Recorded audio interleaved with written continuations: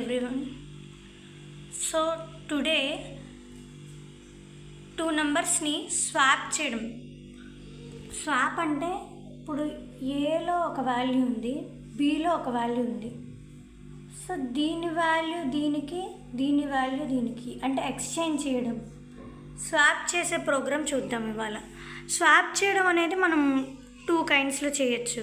ఒకటి ఏంటంటే temporary variable, ఒక వేరే థర్డ్ వేరియబుల్ని తీసుకుని దాని ద్వారా మనం స్వాప్ చేయొచ్చు. లేదా థర్డ్ వేరియబుల్ యూస్ చేయకుండా కొన్ని అర్థమెటిక్ ఆపరేషన్స్ యూస్ చేసి కూడా స్వాప్ చేయొచ్చు. ముందు ఫస్ట్ విత్ టెంపరరీ వేరియబుల్ చూద్దాం. Temporary variable. సో జనరల్గా ఏం చెప్పుకున్నాం మనం బేసిక్ ప్రోగ్రామ్కి? ప్రతి ప్రోగ్రాంలో మనం హెడర్ ఫైల్స్ మెన్షన్ చేయాలి. #include stdio.h. నేను clr function and getch function కూడా యూజ్ చేస్తున్నాను కాబట్టి అవి ఉన్న హెడర్ ఫైల్ #include conio.hని కూడా నేను ఇంక్లూడ్ చేస్తున్నాను. నెక్స్ట్ ప్రతి ప్రోగ్రాము మెయిన్ మెథడ్ నుంచి ఎగ్జిక్యూషన్ బిగిన్ అయింది. సో మెయిన్ ఫంక్షన్ రాస్తున్నా. రిటర్న్ టైప్, ఆ main function return type void. Okay. Next declaration చేయాలి. అంటే మనం ఏమేమి వేరియబుల్స్ తీసుకుంటున్నాం. ఒక వాల్యూ స్టోర్ చేయడానికి మనం యూజ్ చేసేది వేరియబుల్. ఇప్పుడు మనం ఏదన్నా ఇప్పుడు ఒక లిక్విడ్ కానీ ఏదన్నా ఆబ్జెక్ట్ని స్టోర్ చేయాలంటే దానికి ఒక కంటైనర్ కావాలి. అలాగే ఇక్కడ డేటాని స్టోర్ చేయడానికి మనకి వేరియబుల్ని యూజ్ చేస్తాం. అండ్ డెఫినేషన్ పరంగా చెప్పాలంటే ఇప్పుడు ఒక వాల్యూకి మెమరీ అసైన్ చేస్తాం కదా, ర్యామ్లో మెమరీ అసైన్ చేస్తాం. ఆ మెమరీ అసైన్ చేసే మెమరీ లొకేషన్ నేమ్ వేరియబుల్ అంటాం. ఇప్పుడు x=10 అంటే x అనే ఇప్పుడు ఆ ఇంటీజర్కి మెమరీ లొకేట్ అయింది, వాల్యూ 10 అనుకోండి, అది ఉన్న మెమరీ లొకేషన్ నేమ్ x అయింది.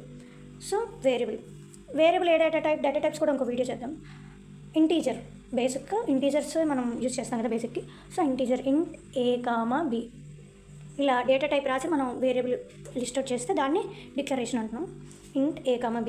Next clear screen. Previous outputs అనేవి క్లియర్ అవ్వడానికి క్లియర్ స్క్రీన్ యూజ్ చేస్తున్నాం. Okay. Next using temporary variable అన్నాం కాబట్టి ఇంకో వేరియబుల్ కూడా కావాలి కదా. సో మీరు ఏదైనా తీసుకోవచ్చు, టీ అని రాయొచ్చు, టెంప్ అని రాయొచ్చు. నేను సి తీసుకుంటున్నాను, ఏబీ వాడాం కదా, సి అని వాడుతున్నాను. Next printf. ఓకే, మనం ఏం చేయొచ్చు అంటే డైరెక్ట్గా వాల్యూస్ అనేది తీసుకోవచ్చు, లేదా ఇన్పుట్ని మన కీబోర్డ్ నుంచి రీడ్ కూడా చేయొచ్చు. ఆ ఇన్పుట్ని కీబోర్డ్ నుంచి రీడ్ చేయాలంటే స్కాన్ఫ్ ఫంక్షన్ యూజ్ చేయాలి. అది రావాలంటే మనకి ఫార్మాట్ స్పెసిఫైయర్స్ కూడా తెలియాలి. సో మనం అట్ ప్రెసెంట్ ఏం చేద్దామంటే ఫస్ట్ డైరెక్ట్ ఇన్పుట్ తీసుకుని చూద్దాం.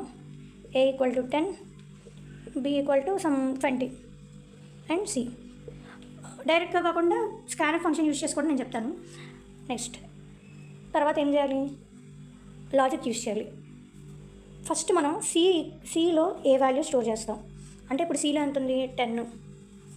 నెక్స్ట్ ఇక్కడేం వాడాం? ఏ కదా, ఏలో బి వాల్యూ స్టోర్ చేద్దాం అంటే ఏలో ఉంటుంది 20. మళ్ళీ బీలో సి వాల్యూ స్టోర్ చేద్దాం. సిలో ఎంత ఉంది? 10 అంటే 10. ఇప్పుడు అట్ ఫైనల్ ఎంత? ఏలో we have 20 and in b we have 10.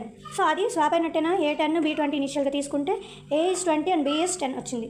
So ఇది మన లాజిక్. మనం ఇక్కడ అర్థం c=a.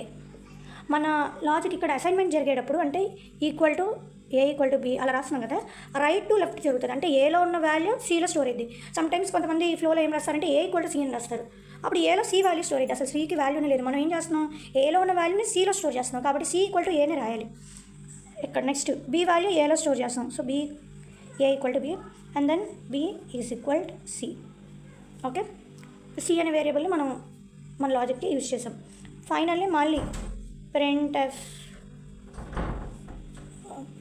/n అనేది ఒక ఎస్కేప్ క్యారెక్టర్. అది ఎందుకు యూజ్ చేస్తాం అంటే మనం ఒక లైన్ రాసిన తర్వాత నెక్స్ట్ లైన్లోకి వెళ్ళాలంటే /n అని నొక్కాం అనుకోండి, మన కంటిన్యూస్గా రాసిన అది నెక్స్ట్ లైన్లోకి వచ్చి అవుట్పుట్ స్క్రీన్ మీద నెక్స్ట్ లైన్లో షో చేస్తుంది, డిస్ప్లే అవుతుంది. Okay. So printf after swap /n a format specifiers. ఇప్పుడు మనం ఇంటీజర్ వాల్యూ తీసుకుంటే %d వాడతాం. ఫ్లోట్ పాయింట్ అంటే 1.2, 3.6 అలా. ఫ్లోట్ అంటే డెసిమల్ పాయింట్స్. ఇంటీజర్ అంటే 1, 2, 3 natural numbers etcetera. Natural numbers కాదు, ఇంట్ అంటే ఇంటీజర్స్ -32768 ప్లస్ 32767 అనుకుంటే సమ్ రేంజ్ ఉంటుంది. ఆ ఇంటీజర్స్కి %d యూస్ చేస్తాం, ఫ్లోట్కి %f యూస్ చేస్తాం, క్యారెక్టర్కి %c, స్ట్రింగ్కి %s యూస్ చేస్తాం. ఇది ఫార్మాట్ స్పెసిఫైయర్స్. దీని గురించి ఇంకా డీటెయిల్గా చెప్తాం.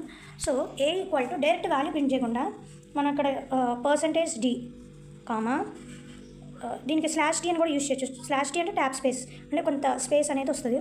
b equal to %d double quotes close, అంటే ఈ డబుల్ కోట్స్ లోపల ఏముంటుందో అది ప్రింట్ అయింది, comma a comma b, right, and get ch. So ఇది మీకు అర్థం కావాలి. ఇక్కడ %d ఎందుకు యూస్ చేస్తాం అంటే a ఈక్వల్ టు %d అంటే ఇక్కడ దానికి తెలుస్తుంది %d అంటే ఇక్కడ ఒక ఇంటీజర్ వాల్యూ ఉండాలి అని చెప్పి, అండ్ ఇక్కడ కూడా %d అంటే ఇక్కడ ఒక ఇంటీజర్ వాల్యూ ఉండాలి. సో ఇక్కడ ఫస్ట్ మనం ఇచ్చిన వాల్యూ అనేది ఫస్ట్ ఇంటీజర్లో వెళ్తుంది, సెకండ్ ఏ వేరియబుల్ పెట్టామో అందులో ఉన్న వాల్యూ అనేది సెకండ్ %d ఫార్మాట్ స్పెసిఫైయర్లోకి వెళ్తుంది. ఇప్పుడు మీరు మొత్తం కరెక్ట్గా రాసి లాస్ట్లో b కామా a అంటే b వాల్యూ వెళ్ళి ఏలో డిస్ప్లే చేస్తుంది. సో అలా రాయకుండా a equal to b. Okay, this is the program to swap the numbers without using a third variable. Same ఇది స్కాన్ చేసి ఎలా చేయాలో చూద్దాం. ఫ్రెండ్స్, మీరు స్కాన్ చేయడం అంటే మనం ఎందుకు చేస్తున్నాం? స్కానర్ యూస్ చేయడం, కీబోర్డ్ నుంచి మనం ఇన్పుట్ తీసుకోవడానికి. సో దీనికి వాల్యూస్ ఇవ్వట్లా, వాల్యూస్నే కీబోర్డ్ నుంచి తీసుకోవడానికి, కాబట్టి ఇక్కడ వాల్యూస్ ఇవ్వకర్లా. Just declare the variables a, b and c. So print f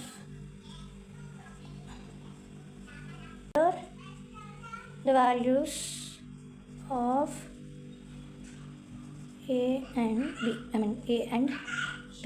దీని బదులు మనం ఇంకేమైనా రాయొచ్చు, enter a and b, enter the 2 values, it's our choice. మనం ఈ డబుల్ కోట్స్ లోపల ఏం రాస్తే అది డిస్ప్లే అవుతుంది, యాజ్ ఇట్ ఈస్ డిస్ప్లే అవుతుంది. సో స్కాన్ఎఫ్, మళ్ళీ మనం ఏ డేటా టైప్ని ఇన్పుట్ తీసుకుంటున్నాం, ఇంటీజర్, కాబట్టి ఇక్కడ కూడా %d, మళ్ళీ %d. ఎన్ని తీసుకుంటున్నాం? 2 కాబట్టి 2. ఇంకోటి తీసుకుంటే %d అని రాస్తాం, double quotes close, comma ampersand. ఈ సింబల్ని మనం అండ్ అని రాస్తాం కదా, దాన్ని యాంపర్సెంట్ అని కానీ అడ్రస్ ఆఫ్ అని కానీ అంటాం. %a కామా 2 వాల్యూస్ కాబట్టి %a అండ్ %b. సో ఇలా ఎందుకు రాస్తున్నామంటే ఫస్ట్ a అనేది వేరియబుల్కి ఉంటుంది, దాని మెమరీ ఉంటుంది. %d %a అని తీసుకుంటే అంటే a అనే వేరియబుల్ ఉన్న అడ్రస్, అంటే ప్రతి వేరియబుల్కి మెమరీ అలొకేషన్కి కొంత అడ్రస్ ఉంటుంది, 1011 అని సంథింగ్ అలా. లైక్ ఆ అడ్రస్లో వెళ్ళి స్టోర్ చేయండి %d అంటే మనం ఇచ్చిన ఫస్ట్ ఇంటీజర్ వాల్యూ. సమ్ 10 అనుకున్నాక, ఇందాక ఎగ్జాంపుల్ 10 తీసుకున్నాం. Next b %d second value నువ్వు ఏం టైప్ చేసావు, ఇన్పుట్ 5 ఇచ్చావు అనుకో, మీరు 5 ఇచ్చారు, 5 తీసుకెళ్ళి అడ్రస్ ఆఫ్ b వేరియబుల్ ఉన్న అడ్రస్లో స్టోర్ చేయండి. 5 ఇస్తే 5, 25 ఇస్తే 25 వెళ్ళి స్టోర్ అయితే. ఓకే, స్కాన్ఎఫ్కి ఫార్మాట్ అర్థమైంది కదా. సేమ్ ఇందాక ఏం జరిగింది, డైరెక్ట్ ఇన్పుట్ ఇచ్చాం, ఇప్పుడు డైరెక్ట్గా ఇవ్వకుండా మనం ఏం చేస్తున్నాం, స్కాన్ చేస్తున్నాం.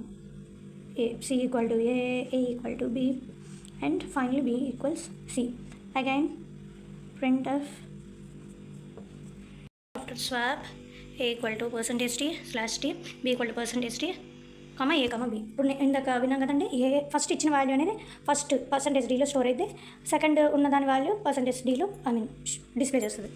Okay, one thing you should ensure is, మనం ఎన్ని కర్లీ బ్రేసెస్ ఓపెన్ చేసామో అన్ని క్లోజ్ చేయాలి. ఇక్కడ యాక్చువల్లీ సరిగా కనపడలా, బోర్డ్ ప్లేస్ లేదని చిన్నగా రాసా, అలా లేకపోతే ఎర్రర్ చూపిస్తుంది, సింటాక్స్ ఎర్రర్స్ వస్తాయి. ఓకే, యాప్ అనే ప్రోగ్రామ్ని నేనైతే టర్బోC కంపైలర్ యూజ్ చేస్తాను. న్యూ ఫైల్ క్రియేట్ చేయాలంటే ఫైల్లోకి వెళ్ళి న్యూ అని కొట్టచ్చు, లేదా shortcut we can use Alt+Fn.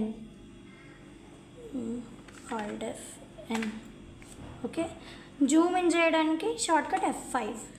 Okay, first మనం ఏం రాసాం, సేమ్ ప్రోగ్రామ్ బోర్డు మీద రాసింది నేను టైప్ చేస్తున్నా.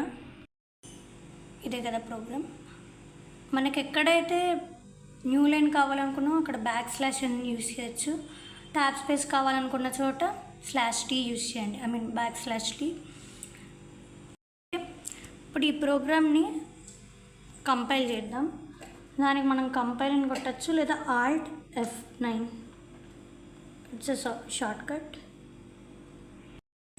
Alt+F9 ప్రెస్ చేస్తే సక్సెస్ అని వచ్చింది, అంటే ఎర్రర్స్ ఉంటే ఎర్రర్స్ లిస్ట్ అవుట్ అవుతాయి, లేకపోతే సక్సెస్ అని వస్తుంది. Ctrl+F9 రన్ చేసాం, ఏమడిగింది, ఎంటర్ అని 2 numbers, I gave the 10 and 5.